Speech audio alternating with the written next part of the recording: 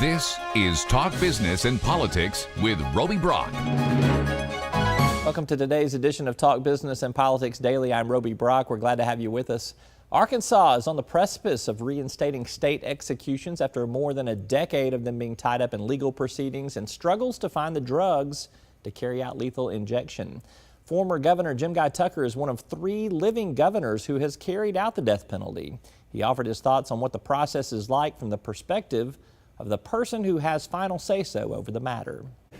There is no way to prepare for it. I had been in Vietnam in 65 and 67, and although I was there as a civilian photojournalist, I saw an awful lot of people killed in wartime, and a decision when you're sitting as governor and you have the power to stop an execution, but you have a duty by the same token to follow the law unless there's some reason for that. It is very hard, and I prayed about it, and I read carefully the entire case file, including transcripts of the cases involved, before I made a decision on that case. You know, some cases are easier than others. For example, if you were dealing with the Oklahoma City bombing, I'm sure I would not have had any trouble making a decision that that person should be executed. As you get into the specific facts of cases that go to trial, the outcome of the trial can also be affected by the narrow jury pool that exists in the particular county or judicial district where it occurs.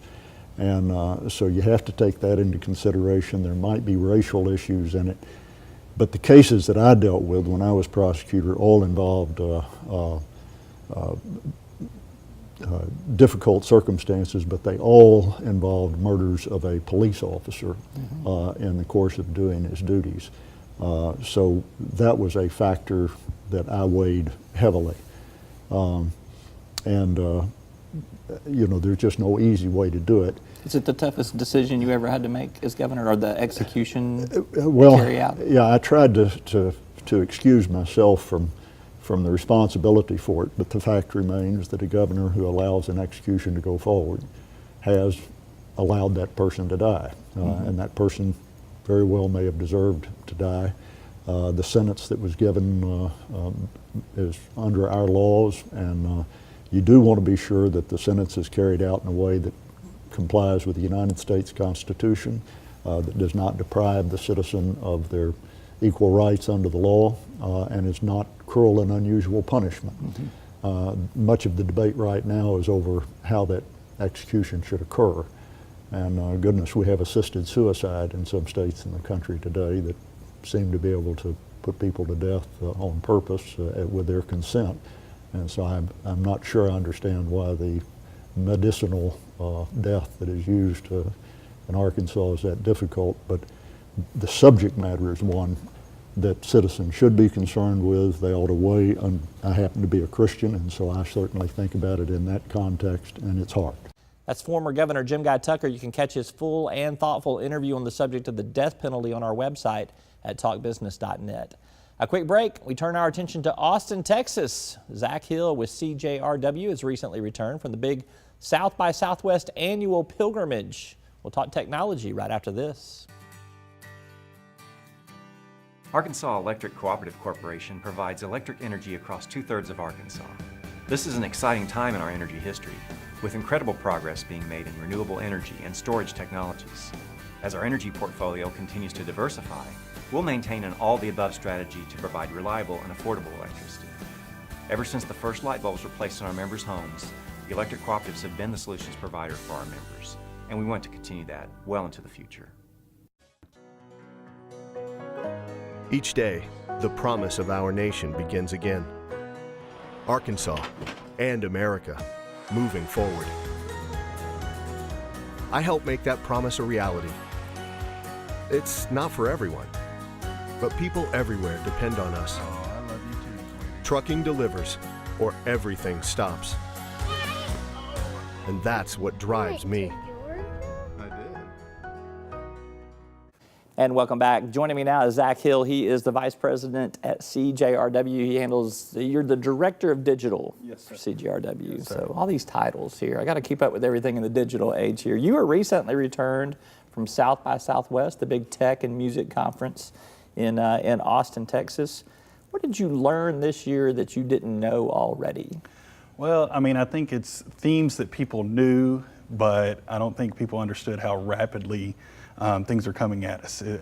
Overall, the advertising industry, technology, everything's changing, and it's changing quicker than what we could even imagine. Yeah. And so it just makes us have to keep up and in turn bring that knowledge to our clients and into the industry. Frustrating for clients too, because you think you get something figured out and then, well, we're not doing that anymore, so we got to do this now, or this is the new metric, or this is the new way we kind of gauge, you know, involvement, engagement, whatever you want to call it there. How frustrating is that? So. Oh, it's quite frustrating, and year to year, day to day, even an app that broke out a year ago can go by the wayside and get killed by another technology that Facebook or some other popular application is also implemented into, you know, one of their existing platforms. Yeah, I think a lot of people that watch us are obviously very familiar with Facebook, pretty familiar with Twitter and LinkedIn. I see a lot of referrals on our website from those three places. We're not big on the Snapchat platform just yet, but that's really one of the fastest growing platforms. I mean, what do businesses need to think about in terms of Snapchat? Well, I think you got to think about the influence that it brings, especially when it comes to the younger generation, because that's where the buyers are going to be.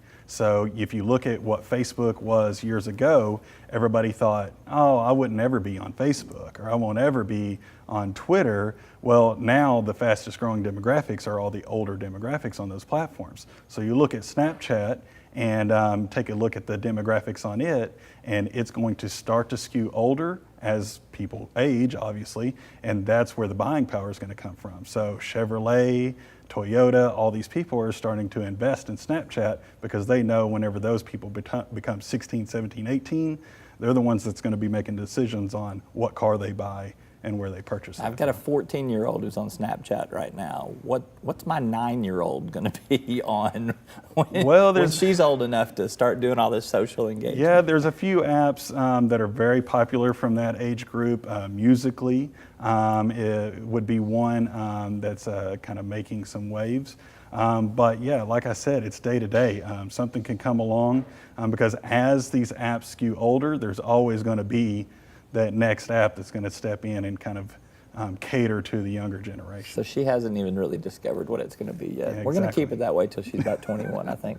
Let's talk about TV, web, digital, how it's all integrating now, how some of it's dinosaur, some of it's new age, kind of what's on the horizon. I know that was one of the blog posts that you guys did just about how that space is changing for traditional TV stations versus people who have their own online channels now, and much, much more. Yeah, and a lot of that shift is coming at the need from media and advertisers as far as being able to track the viewership and understanding exactly who's watching and what's watching, and just technology becoming smarter in that realm.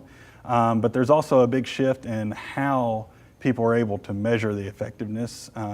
A lot of scientific approaches using neuroscience and things like that that are really changing the course as far as how effective some of this technology is, whether it's on multiple channels, you know, TV or digital or whatever that might be.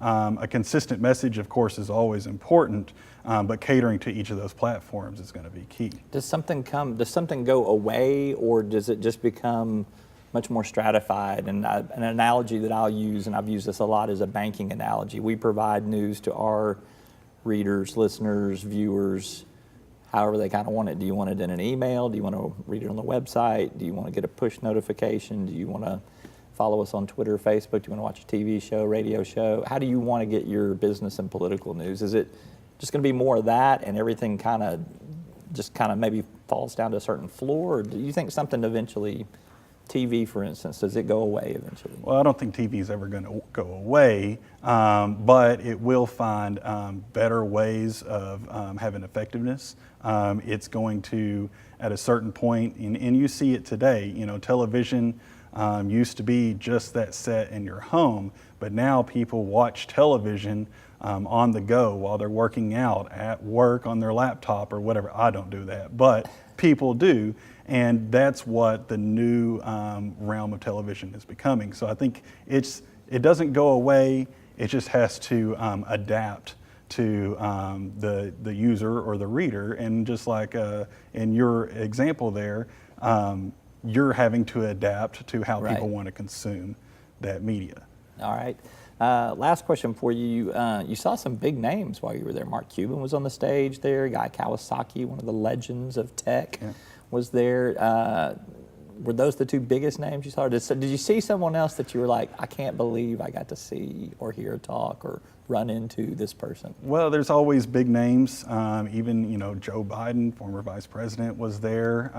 There was one of my personal favorites, Gary Vaynerchuk, who is a kind of a digital media mogul, made an appearance. So there's always a lot of different things. I think the biggest thing is there's a lot of variation in perspective. So while Mark Cuban has his thoughts, there's always going to be someone there to kind of offset that or have varying or differing views. And that's why it's important for us to, you know, be there, is to kind of really take it all in and understand, you know, who's saying it and why, and then kind of gauge the importance and gauge what really fits us or our clients. Sometimes you need to hear strong opinions like that so that you can play offense or defense. Exactly, possibly. exactly. So, all right, Zack Hill with CJRW, always good stuff. Thank you so much for coming in. Appreciate you. Anytime, thank you. All right, we'll stay in touch.